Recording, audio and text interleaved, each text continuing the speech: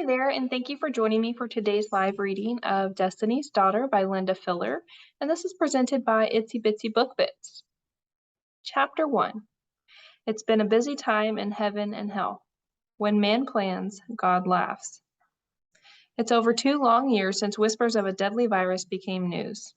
It was subtly stated that an unusual, seemingly incurable virus was causing concern in medical circles. It was linked to several deaths and it was spreading quickly. When I first read about this insidious disease, I was seated in this exact spot on my metal cafe chair on the 2 by 1 meter patio of my fourth floor flat in Istanbul. I made the immediate decision to self-isolate. I was a survivor of an incurable heart condition in 2008, and I was not taking any chances. As I watched the massive international container ships navigate the busy Bosphorus Strait, I wondered when and if this frightening illness would attack Istanbul, a city of more than 16 million people. I had a conversation with myself. Istanbul, one of the largest international cities in the world, is home to both Turks and refugees from several war-torn countries. Even though my health is good, I never know when my heart might decide to go on strike again. Rather than take chances, if I stay inside, this disease will probably blow over in a few weeks. Once the doctors get the virus under control, I can always return to my normal life. Towards the end of February 2020, I welcomed my boyfriend Eunice Imrae as he unpacked his car filled with the basic necessities that he thought I might need, plus my 2 non-perishables, cases of water, and cans of Diet Coke. I make no apologies for my disgusting cola habit. I'll blame it on Coca-Cola commercials I watched on TV when I was younger. Who is Eunice Imrae, you ask? He's the reason I'm in Istanbul, Turkey. While my friend Imre carried everything to the elevator of my small apartment building, I thought about his life. I'd recently learned he began working at the age of 14. I assumed he was a bad boy who refused to go to school. He probably hung out with other like-minded souls, smoked pot, and eyed the girls. But that was not the case. His 4 brothers and their parents had moved from a small village near Gaziantep in Turkey to the big city of Istanbul. Hopefully, it would be a chance for a better life. He's the youngest, but everyone must work. When I met Imre, he worked during the day, studied at night school, and wrote exams to complete high school. I'm humbled and ashamed that I jumped to conclusions from my view of the world and not the reality of another's life. I had a lot of lessons to learn in this country, and that was only one. But I'm getting ahead of myself. All my travels to Europe, Asia, the Middle East, and now Turkey brought this Canadian girl to Istanbul and life in a Muslim country. I never planned on living here, but if I'm candid, I had retired from my day job in Mexico to travel and write. Beyond that, I had no plan. I looked at my guy, and my heart was full. I was grateful for him and the love he brought into my life. Little did we know that 3 months later, in May of 2020, this terrifying COVID-19 disease would grab hold of him, 2 of his brothers, and his mother, who would all heal. But within 12 hours of my message from Imre, COVID would kill his beloved father. Chapter 2. Army Brat. The statute of limitations on blaming our parents never wears out, right? My father was a sergeant major in the Canadian Army, and every 3 years we would get a new posting. It sounds rather glamorous, but I wonder if the military has ever studied the damage that all this change might have done to families. You learn to make friends but stay aloof because everything, especially friendship, is temporary.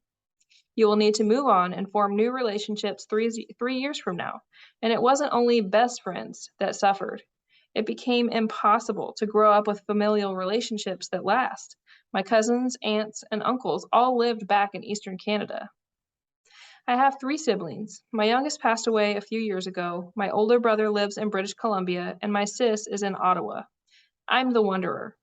I have no place I call home. I realize how my nomadic upbringing made it possible to walk away from failed relationships and marriages.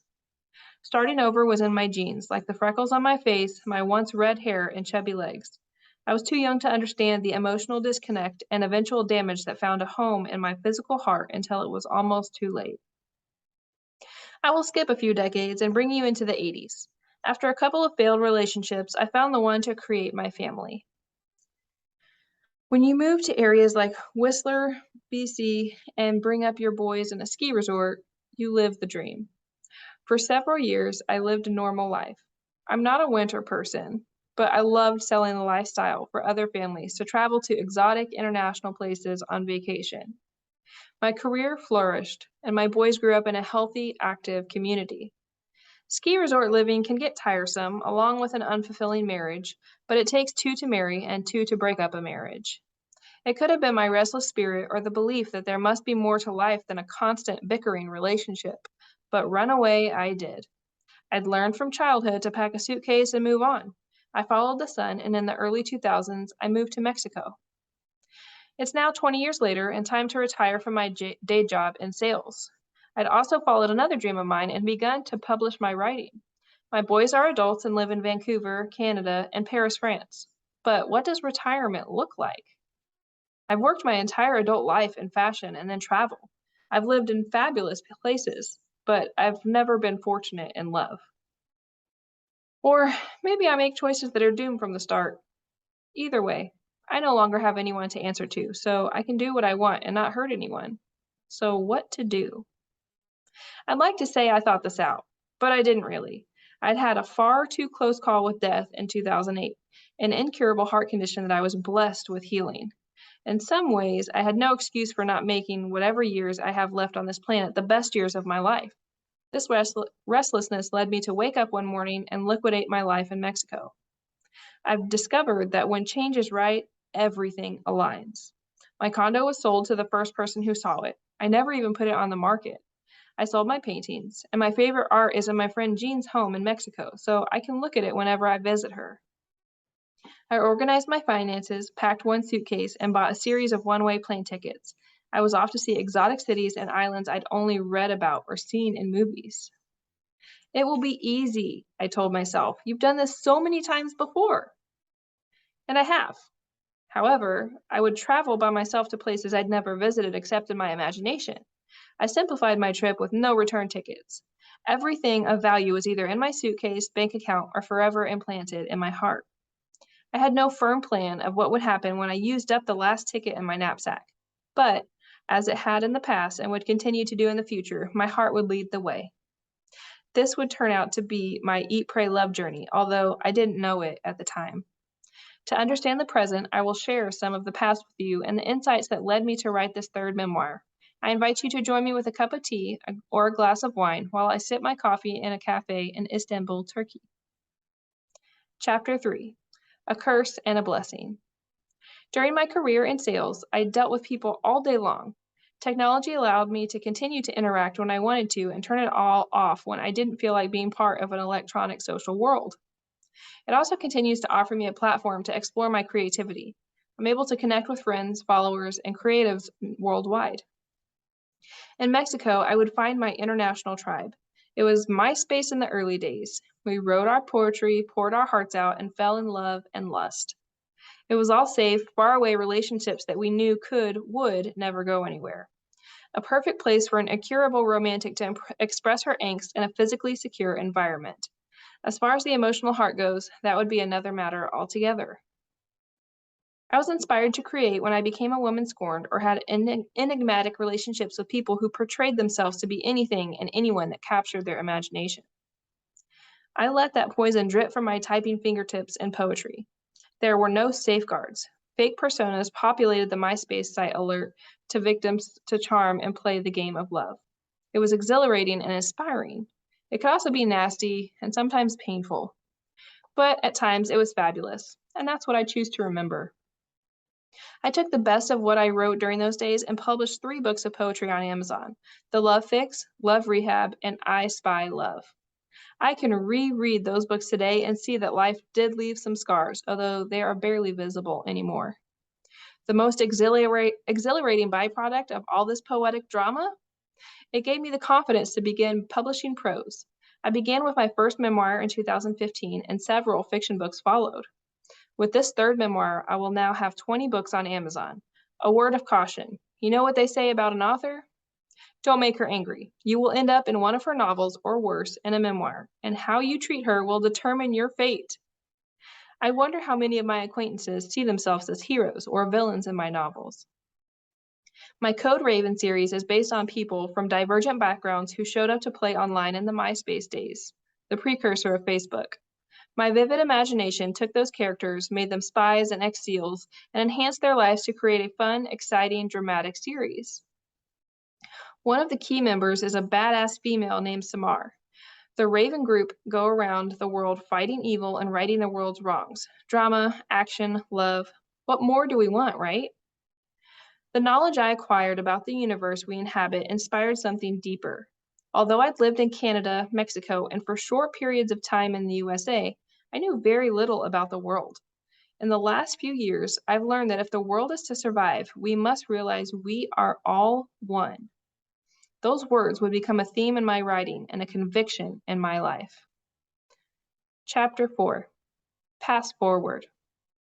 When you carry the past forward, we call it baggage, but let's think of the following few paragraphs as carry-on luggage.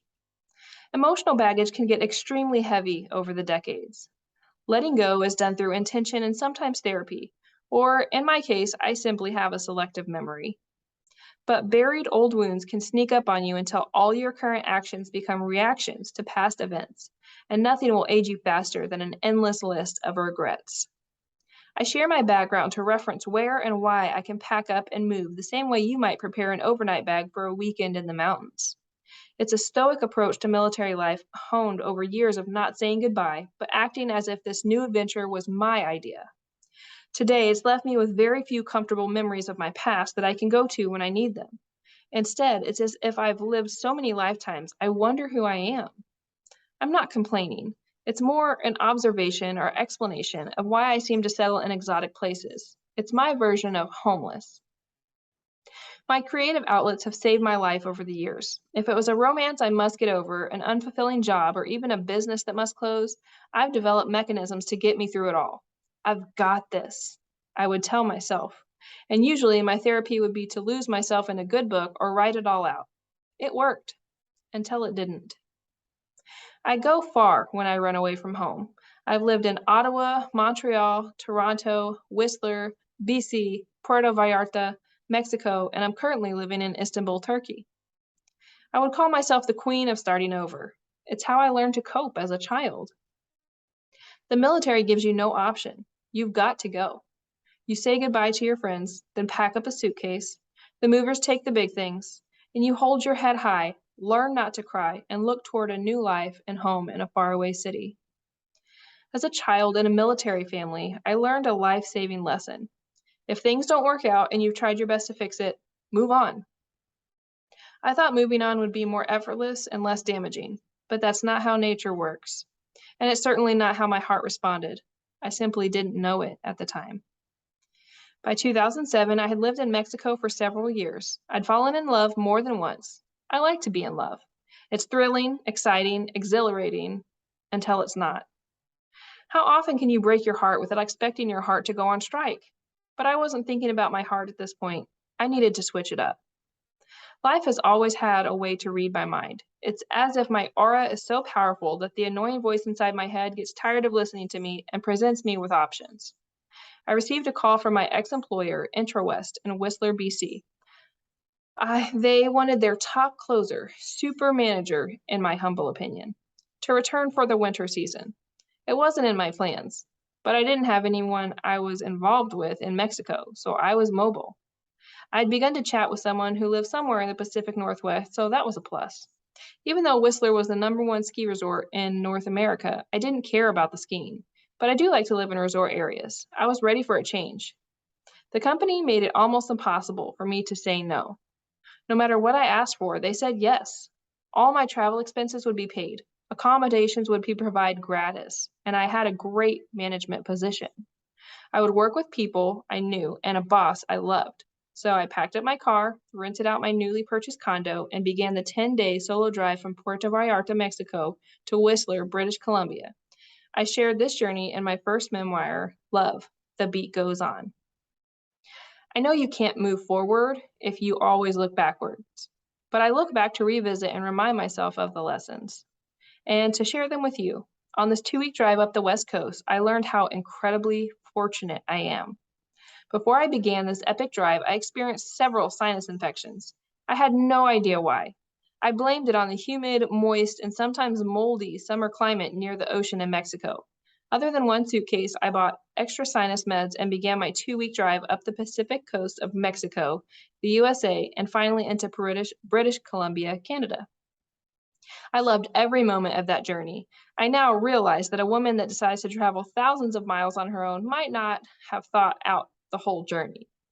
But I wasn't thinking of the negatives. I looked forward to the challenge and excitement of my winter contract in Canada. I only had one problem. The sinus medicine I had been on for the past couple of months was not doing its job. I arrived in Whistler, BC, and before I began to work, I found it difficult to breathe. At first, I blamed it on the altitude. In time, I would adjust. And then, a couple of weeks after I began to work, I was settled in my new chalet and went out to explore the town. I had another sinus attack where I couldn't breathe. I remember exactly where I was when I sat down on a snow-covered step. Suddenly, it hit me. This is not a sinus infection. It's a heart attack. I should have stopped someone and asked for an ambulance. Instead, I waited for the shortness of breath to pass. I've always believed I'm surrounded by angels. Maybe my parents or family watch over me from wherever they are in the afterlife. I assume there is an afterlife. Some days the jury is out on all of that too. But I know with the luck I've had in my life, there must be angels. I waited for my breath to return to normal. Then I walked 10 minutes to the nearby local clinic. Yes, I walked. What was I thinking? It must be a baby boomer belief that we are immortal. I know today how incredibly fortunate I was to receive warnings. I didn't get it the first time. The universe said, let's continue to zap her until she realizes she's had a heart attack. My local doctor had a general idea of what was wrong and gave me a referral to a cardiologist in the city for quick tests. In the meantime, he gave me pills to take that would stop the attacks. It turned out that I would be diagnosed with idiopathic dilated cardiomyopathy, an enlarged heart, but the idiopathic part meant they had no idea why. Sometimes I tend to gloss over the bad things in life. When you hit your 70s, as I have, you have lived a long life. The mind has far too many details to sift through, so we might as well let some of the thoughts be forgotten. That's my theory. After all, we are not machines. Well, maybe our bodies and our minds are machines, but this machine was built in 1947. And although I still see myself as a sleek, sexy, and far too flirty operating device, the reality might be slightly different. In 2008, my heart said, no more. There are consequences to your love actions. I grew up during the women's liberation movement. We are the generation that believed we could do and have it all. Yes, we burned out. We divorced and we became single parents. We took over the financial responsibilities for our family, and some, like me, left our teenage kids with their fathers and went to find ourselves. To this day, I make no excuses for my actions. Could I have made better choices? Maybe. But I know I can't move forward, stay healthy, and have a sound mind if I'm always blaming myself for the learning lessons that others might call mistakes. I love myself with all my faults. I'm simply a woman trying to cope in a world very different than my mother's, and more than likely, different than the one you will face in your generation. We have no role models to help us navigate this modern world. We are an open society, and we share so much on social media. We are bombarded with stories about the life of the rich and famous, but that's not necessarily your life or mine. I hope I can help you understand that you are never alone. There is always someone experiencing similar things. Find your tribe. Some of us have found it on Facebook and Lynda's Raven Army. Many of my tribe have been with me for 40 years. I'm super grateful for the support I receive daily, but you also need a real tribe. Friendships that will be there for you while you navigate the minefields. I hope my story will help you figure out aspects of your life that confuse you or hurt you. And more than that, in my writing and your reading, we can find a way to open our hearts to the vulnerability we will need to move forward in this convoluted universe we live in today.